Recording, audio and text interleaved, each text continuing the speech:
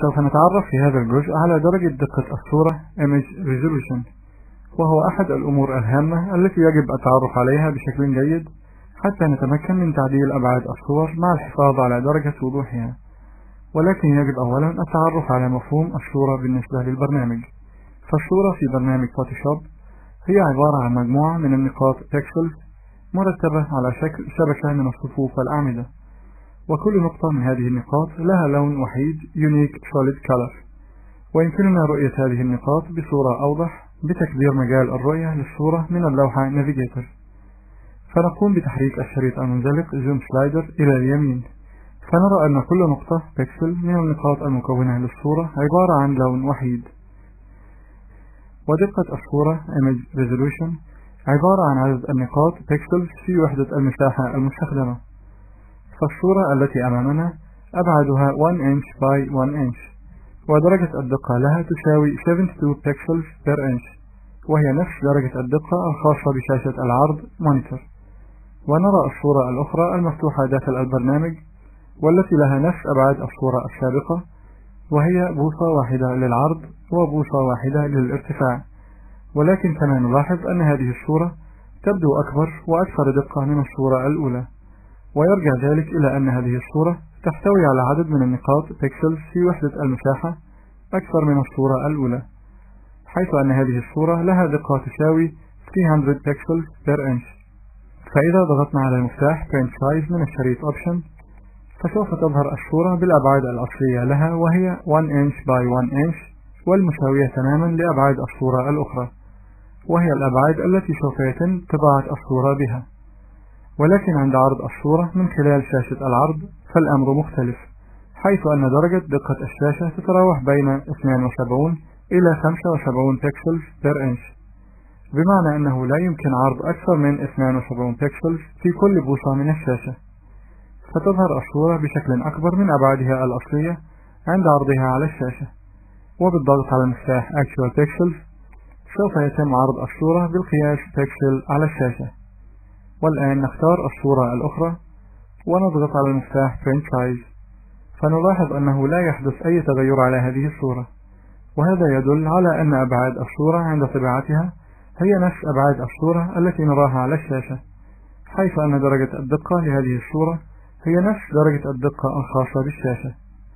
ونذكر هنا أننا قد استخدمنا درجات الدقة 72 و 300، حيث أن القيمة 72 هي درجة دقة الشاشة، وهي قيمة مناسبة لعرض الصور من خلال صفحات الإنترنت، حيث أن هذه الصفحات يتم عرضها من خلال الشاشة. أما القيمة 300 فتستخدم عند إنشاء صور لأغراض الطباعة بدقة عالية. وبالنظر إلى الشريط Status Bar للبرنامج نلاحظ أن حجم هذه الصورة عبارة عن 16K، بينما حجم هذه الصورة هو 264K على الرغم من تساوي أبعاد الصورتين. ويرجع هذا الاختلاف في الحجم كنتيجة لاختلاف درجة الدقة الخاصة بكل صورة، أي أنه كلما زادت درجة دقة الصورة زاد حجم الملف وبالعكس. فإذا أردنا تحويل هذه الصورة إلى الصورة الأخرى، أي تغيير دقتها إلى 72 pixels per inch، نفتح القائمة المنسدلة Image ونختار Image Size. وكما نرى أن هذا المربع الحواري يحتوي على طرق مختلفة للقياس، فنرى الجزء Pixel Dimension أعلى المربع الحواري، ويوضح هذا الجزء أبعاد الصورة بالوحدات Pixels. فكما نرى يظهر عرض الصورة في الخانة Width، وهو في هذا المثال 300 Pixels، ويظهر ارتفاع الصورة في الخانة Height، وهو 300 Pixels أيضا. وهذه الأبعاد تعتمد على عاملين: العامل الأول أبعاد الصورة المحددة في الخانة Width والخانة Height من الجزء Document Size، والعامل الثاني عدد النقاط في وحدة المساحة المحددة في الخانة Resolution. فنقوم بتغيير وحدات القياس في الخانة Width والخانة Height إلى Inch، فنجد أن أبعاد الصورة هي 1 inch لكل من العرض والارتفاع.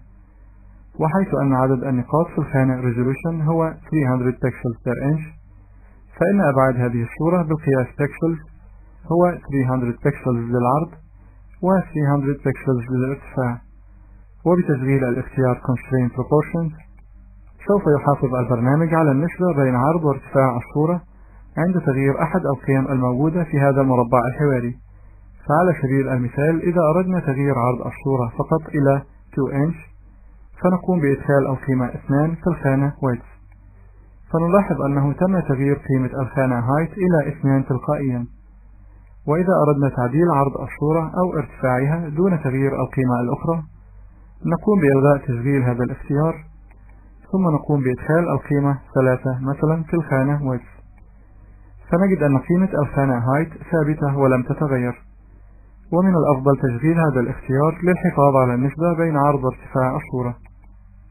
ولتغيير درجة دقة الصورة إلى 72 pixels per inch ندخل القيمة 72 في الخانة resolution، فنلاحظ أن أبعاد الصورة بالقياس pixels قد تغيرت إلى القيم 72 للعرض و 72 للارتفاع، حيث أن هذه القيم تدل على عدد النقاط في وحدة المساحة. ومعنى هذا أنه سيتم حذف نقاط pixels من الصورة، كما أنه عند عمل تكبير لأبعاد الصورة أو تكبير لدرجة دقة الصورة فسوف يتم إضافة نقاط pixels إضافية. وبتشغيل الاختيار Resample Image سوف يتم الحفاظ على تفاصيل الصورة بدون تغيير عند حذف أو إضافة نقاط pixels إلى الصورة، وتسمى هذه العملية Interpolation. ومن القائمة المجاورة يمكننا اختيار أحد الطرق المستخدمة لإضافة أو حذف النقاط من الصورة، وتعتبر الطريقة bicubic هي أفضل هذه الطرق الثلاثة، فنضغط OK ونجد أن أبعاد الصورة قد أصبحت مثل أبعاد الصورة الأخرى تماما بالوحدات pixels، فنضغط على مفتاح Print Size فنجد أنه لا يحدث أي تغيير في الصورة. وإذا أردنا تكبير هذه الصورة مرة أخرى كما كانت نفتح القائمة المنسدلة Image ونختار Image Size، ثم ندخل القيمة 300 في الخانة Resolution ونضغط OK، فنلاحظ حدوث تشوهات في الصورة، حيث أنه قد تم حذف نقاط pixels من هذه الصورة عند تقليل دقتها، ثم تم إضافة pixels مرة أخرى عند زيادة درجة دقة الصورة.